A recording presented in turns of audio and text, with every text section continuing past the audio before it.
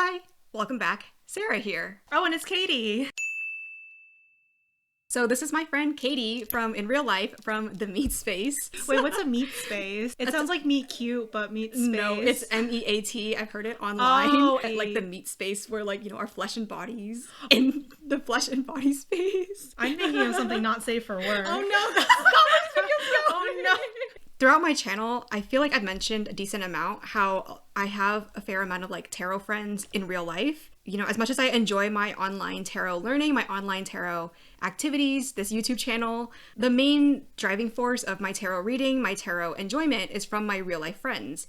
And Kady here is one of those real life friends who I enjoy doing and learning tarot with. In this video, we're going to do a buddy reading or buddy activity. So this was an activity that I did with our other friends last year at some point. I kind of just made it up on the go and people seemed to really enjoy it. I thought it would be cool to just film ourselves doing that buddy activity. It could be inspiration for people out there who also have real life or online buddies that they want to do practice buddy readings with. As much as reading and learning by ourselves is fun and enriching, it can also just be really enriching to study tarot with a buddy and just swap information and opinions and do things together. Because friendship.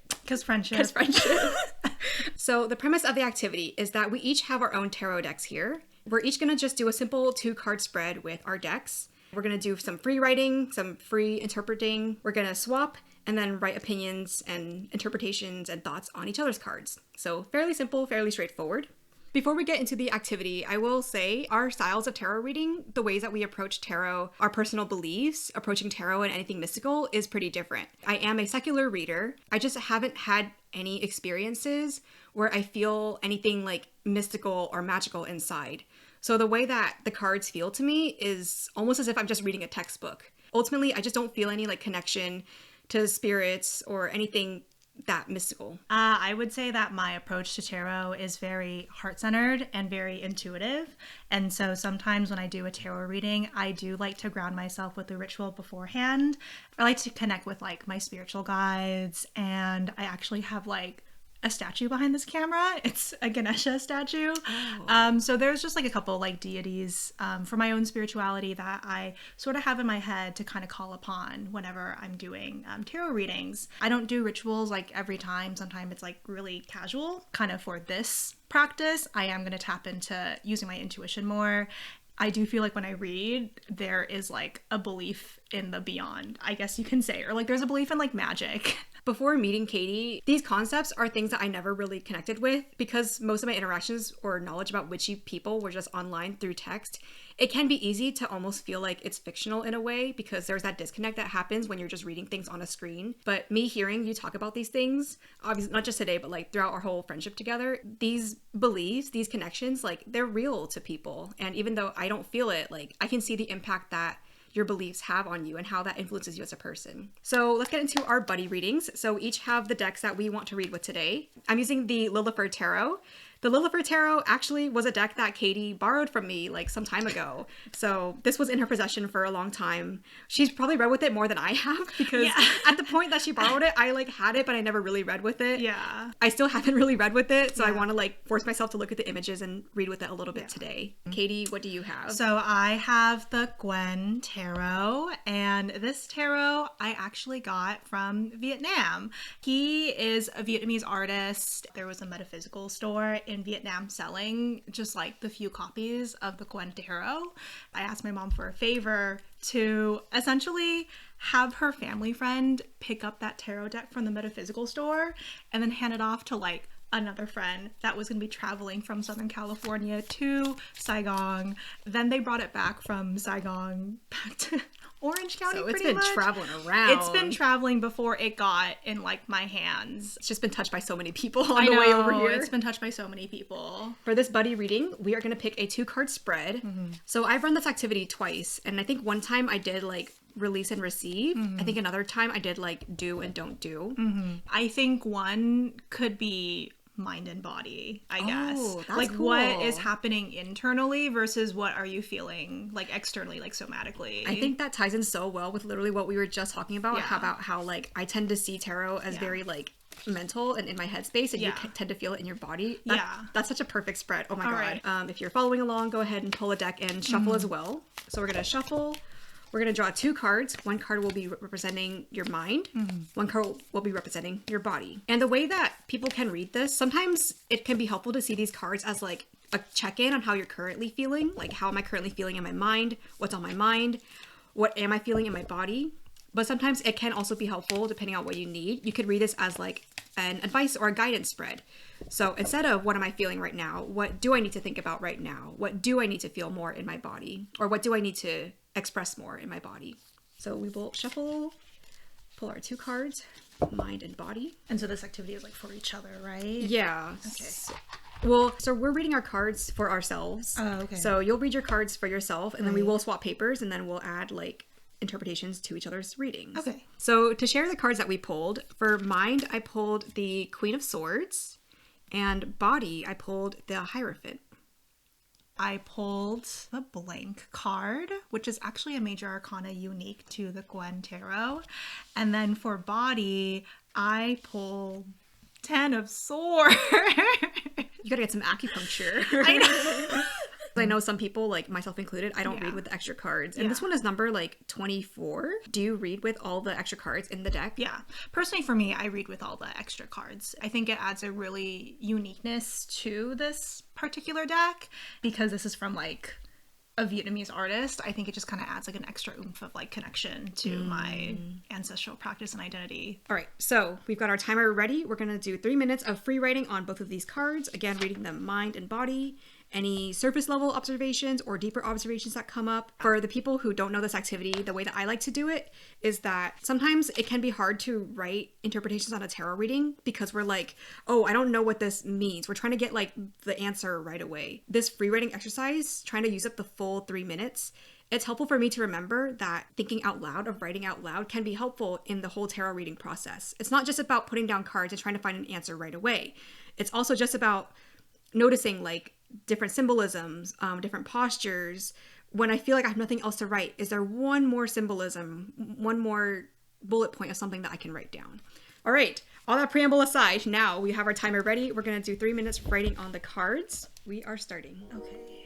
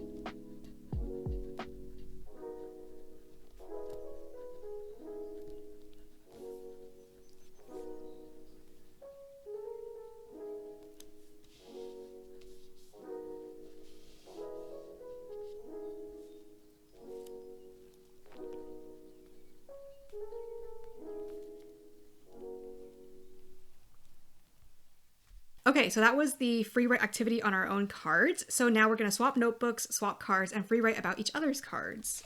So right, here you go. Okay. Here we go.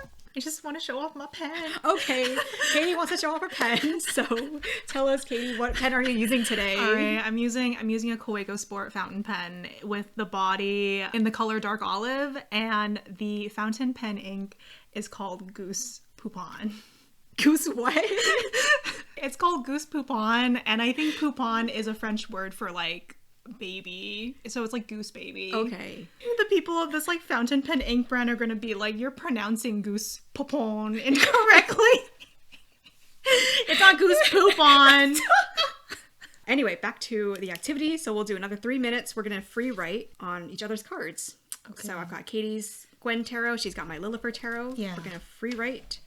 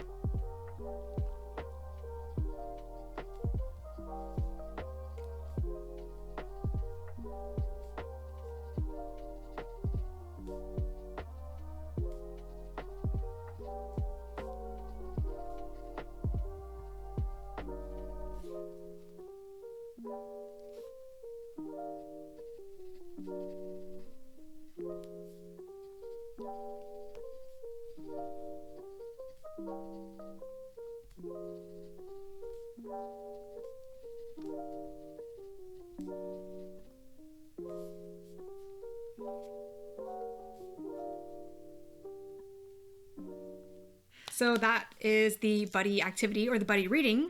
So now to conclude the activity, we'll swap back and take a moment to review notes and share any findings that we might find. The findings that we might find.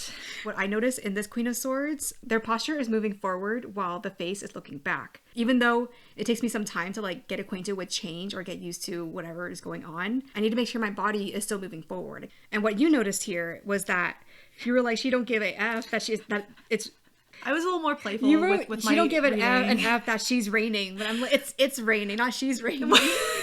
Kind of thought that like she's raining because like the clouds are like her hips or whatever. I was a little more playful with this reading. Both noticed the snake down here too. I thought the snake could represent like getting ready for change because snakes can represent transformation and change. And the snake is like down here moving forward, getting ready to do change things. The snake represented something that was a little more sneaky and cunning. And that was something that you could be using to your advantage at the moment. And then for the Hierophant, the color of this card, like it's all mainly green. I wrote that's a color of money and prosperity. There is like roots growing inside like this character here. What I take that to mean in terms of like my body is that I would like to relearn or remember how it feels to like not know things. Typically the way that I am is I like to know things. I like to not have like confusion, just have the answer. And if I don't have the answer, I like to control what I can until like I have an answer. What I wrote here like is stay grounded in what grounds me, because I don't know what to write there, but something about stay grounded is what I got here. You also got deep embodied legacy here. Yeah. I just kind of felt a lot of like Big Daddy energy. How do you think legacy applies to like a body feeling? You know, within all of us, we've grown up with some type of like patriarchal figure raising us in like some way. There's something kind of within you that's like taking care of yourself. So maybe you're becoming your own like Big Daddy. That's so interesting. I feel like there's like Empress and Emperor energy coming through with this too. Yeah. We'll see what I wrote. So what came up for me when I got the blank for the mind card was no thoughts, just vibes. Embodying my emotions lately. So instead of like not allowing myself to feel the emotion, just kind of being the emotion. I feel like when I have intrusive thoughts, I get a feeling in my intuition that those intrusive thoughts like mean nothing. And so when I take the power away from those intrusive thoughts, then it feels like, oh, like there's like a blank space in my mind again. Embracing kind of like the spaciousness in my mental capacity. For body, I was low-key literally like maybe my body does need acupuncture because there's like 10 swords in her body. It's representing anxiousness and anguish that I may be feeling about my relationship to my body. Lately, I've been struggling with body image issues. I have a hard time saying no to things, like when I don't feel comfortable having like my photo taken or whatever. It's just hard for me to like say no. I just want to have the courage to just have like more firmer boundaries and to not cross my own boundaries if something is causing me like discomfort in my body. I also really like what you wrote about the blank card. The face looks made up as if it is very theatrical. It makes me think about just like the face that we put on in our public lives versus our like private lives. Wow, we're getting real deep. We're getting real deep.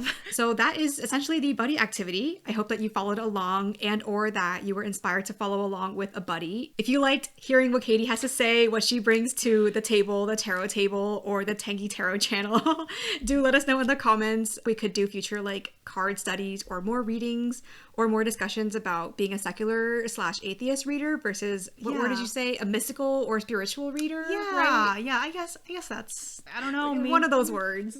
Say a word and she'll say yeah. All right, that is all for today. Thanks for watching. Bye. Bye. Sit up a little straighter. Oh, okay. You're like leaning out of frame. But yeah. I can't. My process. Mr. Crab.